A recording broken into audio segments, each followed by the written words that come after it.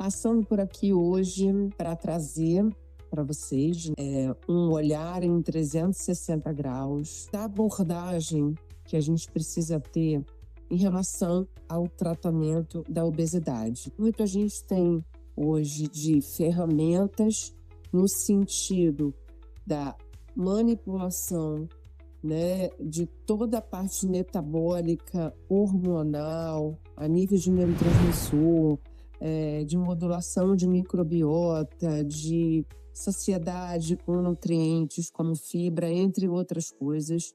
E isso é um grande avanço, sim, e traz para a gente novas perspectivas, ânimo, mais qualidade, né? Enfim, de uma série de possibilidades de paciente que tem, inclusive, chance de adoecer por conta do excesso de peso. Porém, o que eu trago aqui hoje para vocês é um olhar que talvez seja um pouco fora da caixa, porque a gente também precisa entender o que nosso, que ainda não foi visto e não foi contemplado, pode estar contribuindo, né, para que a gente se mantenha dentro dessa repetição, né? Obviamente que os hábitos de vida, a genética, né, o ambiente ou as condições que a gente está vivendo no momento, eles influenciam demais, né? E, em determinados casos, a gente não consegue mudar, né? O quê? O lugar, a maneira da gente se relacionar com a vida, o nível de exigências, entre outras coisas, né? Principalmente em determinadas fases de maternidade, fases de formação profissional, onde a gente está entrando no mercado de trabalho, onde a gente está passando por doenças de familiares, enfim, de filhos, enfim, perdas, entre outras, o próprio envelhecimento.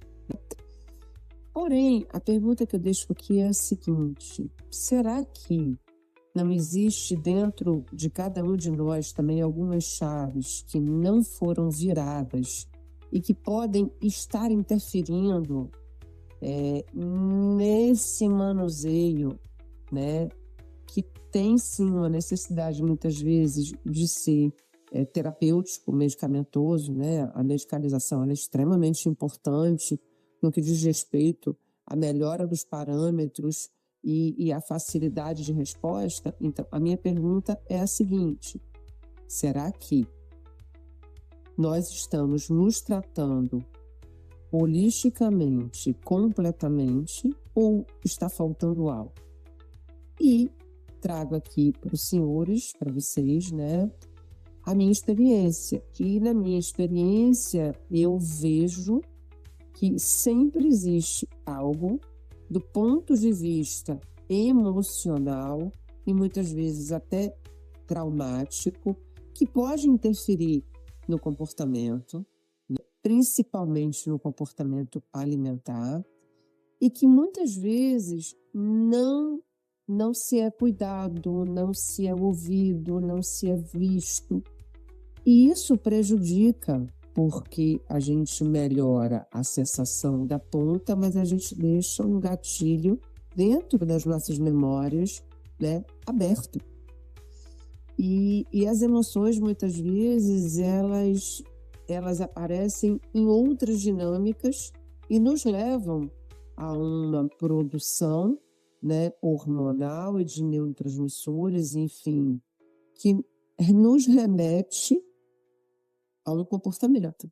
Então, é um ciclo vicioso. E por que eu estou falando isso? Porque a gente tem várias terapias de acesso, uma das quais, inclusive, eu acabei de fazer uma certificação internacional, que é o EMDR, e que a gente vai começar a trazer para vocês, né, como possibilidade, diante também nos casos de dificuldade da mudança do padrão comportamental e até mesmo da adicção de alguns de alimentos, de álcool, de cigarro, de jogos, né, de apostas, enfim.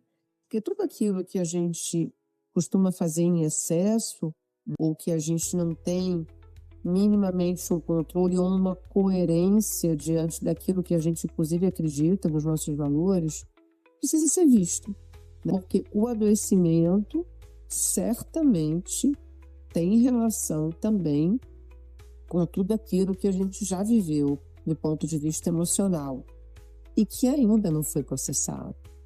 Vocês sabiam que o cérebro, ele consome 20% do nosso gasto energético total, né? Aí você fala assim, doutora, mas por que que você está falando sobre isso? Porque os estados emocionais exigentes, como ansiedade, uma agitação, né? Uma hiperatividade, eles demandam muita energia. E muitas vezes a gente não consegue entender o porquê que a gente não dá conta de focar, não dá conta de se sentir com energia plena, uma vez que a gente muitas vezes não faz tantas coisas assim, se alimenta teoricamente, energeticamente, dentro de um contexto que pareceria ser equilibrado. As questões emocionais, muitas vezes, também nos desregulam do ponto de vista energético mesmo, né? E geram cansaço, alterações cognitivas e além de outros processos em si, tá? Então, eu quis gravar aqui para vocês, trazer essa visão, né? Que as medicações, sejam as medicações que hoje a gente já tem, que são excelentes, os análogos de LP1, né? A tizepatida, que acabou de ser lançada no Brasil, já está aí no mundo afora, a retratutida, que deve estar vindo para o Brasil agora, em 2026, segundo os estudos, ela vai trazer uma perda aí de aproximadamente 24% do peso. A bariátrica muitas vezes nos confere uma perda de 30% do peso, então é uma medicação tentadora, né, de ser utilizada, porque a gente não precisa fazer muito esforço, a gente não precisa adentrar, né, nos recônditos mais complexos e mais internos do nosso ser. Mas a minha pergunta é o seguinte: o que adianta só a gente regular GLP-1, GIP e glucagon e não regular nossas memórias emocionais, que muitas vezes a gente nem sabe que a gente viveu, e que são memórias que funcionam como gatilhos disruptivos e que influenciam na nossa saúde e no nosso comportamento. Então eu deixo aqui para vocês essa mensagem, essa dica. Eu sou extremamente a favor de medicação, de suplementação, né? De tudo que a gente possa fazer, mas eu insisto em que a gente também precisa ter um olhar do ponto de vista emocional para que a cura e a virada de chave possa ocorrer, né, na vida do paciente, na vida daquela pessoa que nos procura e principalmente daquela pessoa que repete, que não consegue sair do ciclo, mesmo se esforçando e mesmo utilizando medicamentos, suplementos e abordagens que são protocoladas, que são cientificamente aceitas, estudadas, estão aí, são trazidas para nós através dos estudos randomizados, né? E que muitas vezes essas pessoas até conseguem resultado, né? Mas elas não conseguem manter esse resultado, tá? Será que é simplesmente um desleixo, né? Uma falta de amor próprio? Ou será que existe algo por trás que ainda não foi visto? Fica aí para todos nós essa questão a ser pensada. É isso.